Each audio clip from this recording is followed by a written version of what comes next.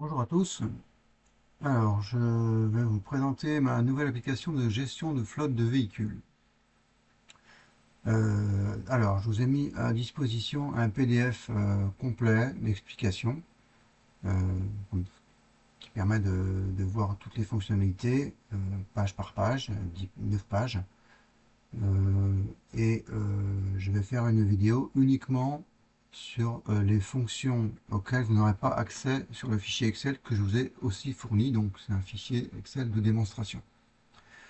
La gestion de flotte de véhicules, c'est quelque chose que j'ai approché quand j'étais comptable par le biais d'une société de leasing. Mais là, bon, c'est donc autre chose, une application Excel. On va commencer par, donc je ne vous fais pas de présentation totale, uniquement les fonctions qui manquent. Principalement, ce sont les ajouts. Donc on va commencer par l'ajout de véhicules.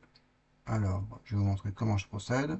Alors d'abord, pour tout le classeur, vous avez un double clic qui vous permet d'ouvrir le formulaire multipage que j'utilise à toutes les applications. Vous avez ici le parc qui s'ouvre sur le parc en formulaire. Ça fait un peu pareil pour toutes les pages, ça ouvre sur la bonne page du formulaire. On rajoute un véhicule que j'ai prévu, donc l'immatriculation, on peut mettre ce qu'on veut, pour moi évidemment. Donc, on va écraser s'il y a un numéro qui nous donne. Et j'ai choisi une Renault.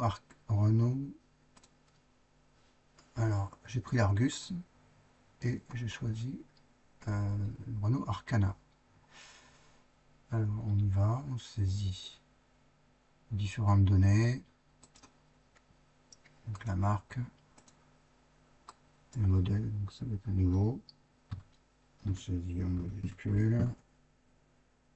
La couleur, peu importe. Mise en service, donc je crois que c'est 2021. La sortie, c'est ça, 5-10-2021.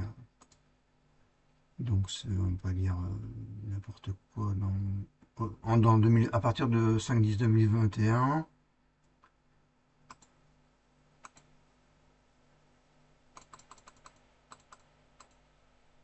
Par exemple.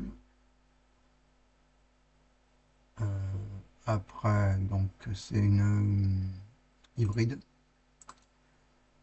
Donc le place, on va dire 5, tout ça faut vérifier. Donc c'est une 5 chevaux, automatique, boîte manuelle, 108 grammes. Le poids il est là. Tout ça, ça prend un peu de temps. Et si vous ne saisissez pas comment dire, vous faites ajouter directement et ça vous oriente vers le champ à remplir en le mettant en couleur, si vous êtes un peu perdu. Alors la boîte, c'est une hybride automatique. Kit main libre, ça c'est pour le téléphone. Donc le choix. Donc comme c'est une hybride chez le diesel, je me rappelle. Gazole plutôt. Fonction, voilà, si c'est fonction, bah, vous aurez un avantage en nature qui sera calculé dessus. On va mettre fonction. 5 chevaux, oui, je crois que c'est ça.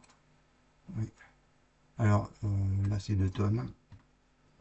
On va vérifier quand même. ETAC 1961, on va dire. On va être exact. Non, ça c'est 1,9. 1,9, ouais. Donc peut-être 2 tonnes, quoi. Le contrôle technique, donc c'est au bout de 4 ans, donc c'est automatique. Ça se met automatiquement. L'émission, c'est 108. C'est toujours 108.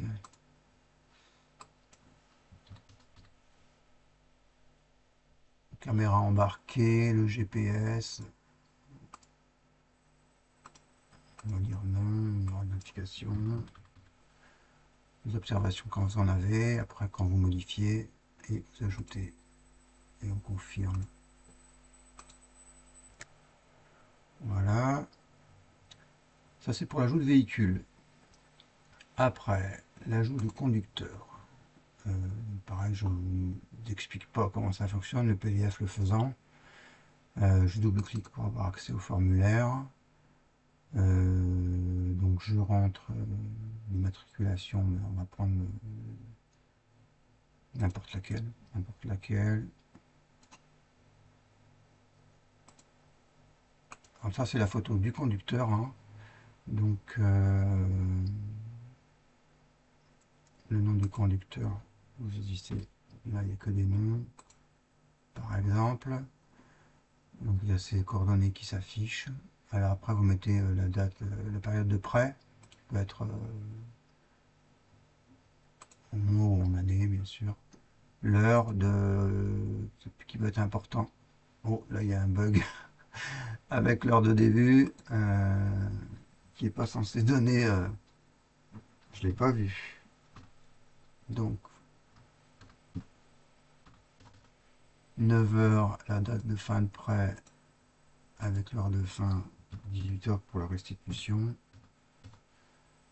Donc là c'est le début de prêt ou bien de oui de prêt. Voilà, après vous pouvez saisir l'assurance. Alors comme c'est annuel l'assurance, si vous l'avez saisi une fois le prêt et que vous avez l'assurance une autre fois, il faut la rajouter. Hein. Donc on va dire les amendes quand il y en a. Et l'installation des recharges qui peuvent être utiles pour les hybrides rechargeables. Voilà, c'est ajouté. Voilà, c'est fait. Et ça souligne la ligne, enfin, ça surligne la ligne. Voilà. Après, l'ajout de consommation, on double-clic. Vous allez directement sur la page conso. Vous prenez le véhicule par exemple, donc la date, c'est un peu toujours pareil après. Hein. Kilomètre compteur, c'est important de le mettre.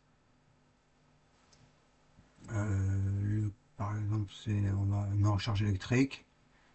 Carburant de recharge, donc là c'est l'électrique.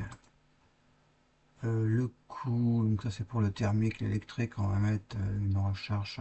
Donc ça c'est le type de recharge, hein, c'est expliqué dans la page. Ici, voilà, prise de courant renforcée pour le 1, recharge normale pour le 2, après c'est rapide sur route, autoroute, ou public, je sais plus trop comment ça fonctionne. Donc vous mettez la puissance ici. J'avoue que là je découvre. Hein. Et la puissance rechargée. Non, le coût. Le coût de recharge. Et là la puissance rechargée. Voilà. Et puis on va mettre qu'il y a des péages. 25. Et le stationnement, voilà, c'est pas quand il y a des péages, en général il n'y a pas de stationnement, mais si vous saisissez un peu à la volée plusieurs trajets, vous mettez un stationnement par exemple. Ah, c'est bon. Voilà pour la consommation. L'entretien. L'entretien, c'est parti. On va prendre la même. DD 477. Alors la date de début de mise en réparation. Le 11 mai, ouais, bref, 22 mai, heure début. Alors, il y a le même bug sur les deux en fait. Donc je vais le saisir.